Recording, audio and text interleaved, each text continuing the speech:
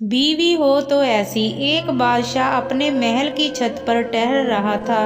टहलते टहलते उसकी नज़र महल के नज़दीक घर की छत पर पड़ी, जिस पर एक खूबसूरत औरत कपड़े सुखा रही थी। बादशाह ने अपने एक बादी को बुलाकर पूछा, किसकी बीवी है ये? बादी ने कहा, बादशाह सलामत, ये आपके गुलाम फिरोज़ की बीवी है। बादशाह नीचे उतरा। बादशाह पर उस औरत के हुस्न जमाल का सहर छा गया था। उसने फिरोज को बुलाया। फिरोज हाजिर हुआ तो बादशाह ने उसे कहा, फिरोज, हमारा एक काम है। हमारा ये खत फला मुल्क के बादशाह को दे आओ और इसका जवाब भी उनसे ले आना। फिरोज उस खत को लेकर घर वापस आ गया।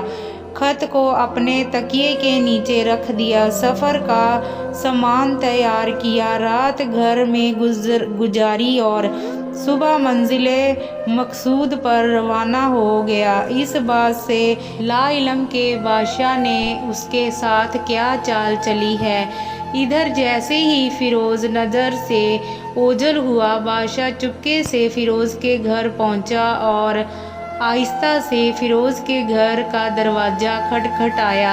फिरोज की बीवी ने कहा, कौन है? बादशाह ने कहा, मैं बादशाह हूँ, तुम्हारे शौहर का मालिक। तो उसने दरवाज़ा खोला। बादशाह अंदर आकर बैठ गया। फिरोज की बीवी ने हैरान होकर कहा, आज बादशाह सलामत यहाँ हमारे गरीब खाने में? बादशाह ने कहा, मैं यहाँ मेहमान बनकर आया हूँ। फिरोज की बीवी ने बादशाह का मतलब समझकर कहा, मैं अल्लाह की पनाह चाहती हूँ आपके इस तरह आने से, जिसमें मुझे कोई खैर नज़र नहीं आ रही। बादशाह ने गुस्से में कहा, ऐ लड़की, क्या कह रही हो तुम? शायद तुमने मुझे पहचाना नहीं। मैं बादशाह हूँ, तुम्हारे शौहर का मालिक। फिरोज की बीवी ने कहा, बादशाह सलामत, मैं जानती हूँ कि आप ही बादशाह हैं, लेकिन बुजुर्ग कह गए हैं, शेर को अगरचे जितनी ही भूख लगी हो वह मुर्दा तो नहीं खाना शुरू कर देता। और कहा, बादशाह सलामत, तुम उस कटोरे में पानी पीने आए हो जिसमें तुम्हारे कुत्ते ने पानी पिया है। बादशाह उस औरत की बातों से बड़ा शर्मसार हुआ और उसको छोड़कर वापस चला गया, लेकिन आपने चप्पल वही भूल गया। ये सब तो बादशाह की तरफ से हुआ। अब फिरोज को आधे रास्ते में याद आया कि जो खत बादशाह ने उसे दिया था वह तो घर पर ही छोड़ आया है। उसने घोड़े को तेजी से वापस मोड़ा और अपने घर की तरफ लपका। फिरोज अपने घर पहुंचा तो तकिए के नीचे से खत निकालते वक्त उसकी नज़र पलंग के नीचे पड़े बादशाह के नाइलल चप्पर पर पड़ी, जो वह जल्दी में भूल गया था। फिरोज का सर चकरा कर रह गया और वह समझ गया कि बादशाह ने उसे सफ़र पर सिर्फ इसलिए भेजा ताकि वह अपना मतलब पूरा कर ले।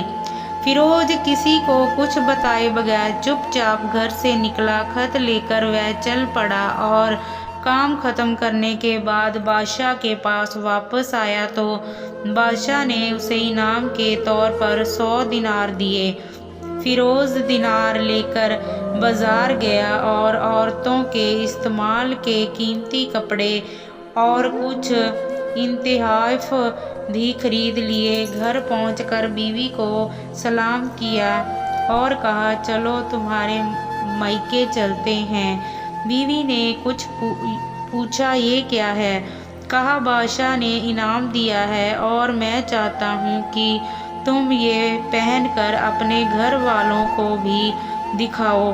बीवी, जैसे आप चाहे। बीवी तैयार हुई और अपने वालिद के घर अपने शौहर के साथ रवाना हुए। दामाद और बेटी और उनके लाए गए तहाइफ को देखकर वह लोग बहुत खुश हुए। फिरोज बीवी को छोड़कर वापस आ गया। 1 महीना गुजरने के बावजूद ना बीवी का पूछा और ना उसको वापस बुलाया। फिर कुछ दिन बाद उसके साले उससे मिलने आए اور ان سے کہا آپ ہمیں اپنی بہن سے غصے اور ناراضگی کی وجہ بتائیں یا پھر ہم آپ کو قاضی کے سامنے پیش کریں گے۔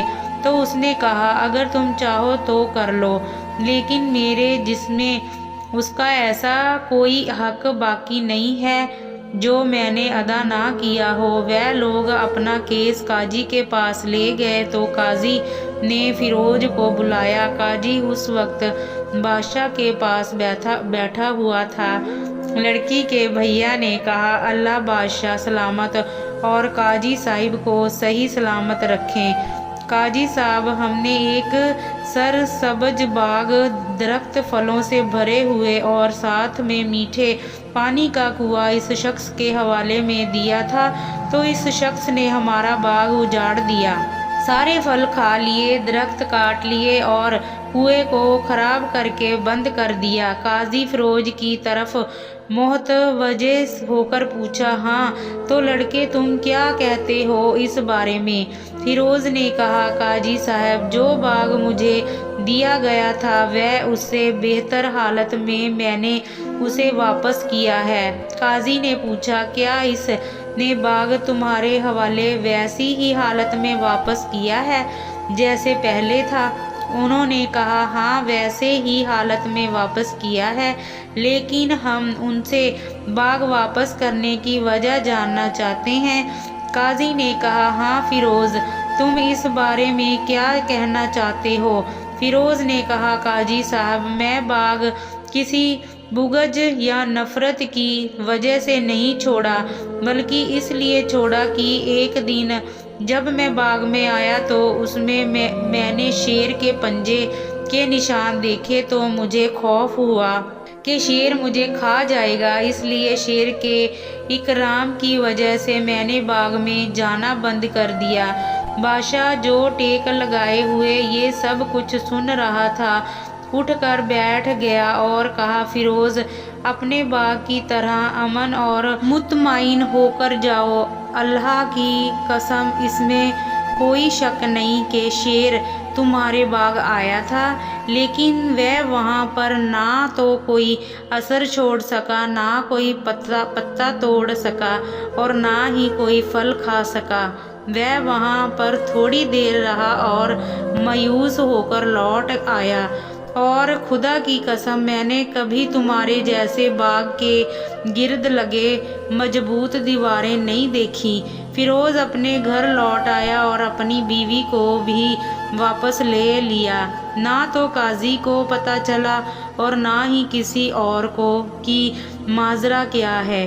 کیا خوب بہتر ہے اپنے اہل و عیال کے راز کو چھپانا کہ لوگوں کو پتہ نہ چلے، اپنے گھروں کے بھید کسی پر ظاہر نہ ہونے دیں۔ اگر آپ نے ابھی تک ہمارے چینل کو سبسکرائب نہیں کیا تو جلدی سے سبسکرائب کریں اور بیل آئیکن کے بٹن کو دبا کر آل پر سیٹ کر لیں۔ اور یہ کہانی آپ کو کیسی لگی کمنٹ کر کے ضرور بتائیں، اور اچھی لگی تو اپنے دوستوں و متروں کے ساتھ شیئر کریں۔ آپ کا قیمتی سمے دینے کے لیے دھنیہ واد۔ ملتے ہیں جلد ہی ایک نئی ویڈیو کے ساتھ۔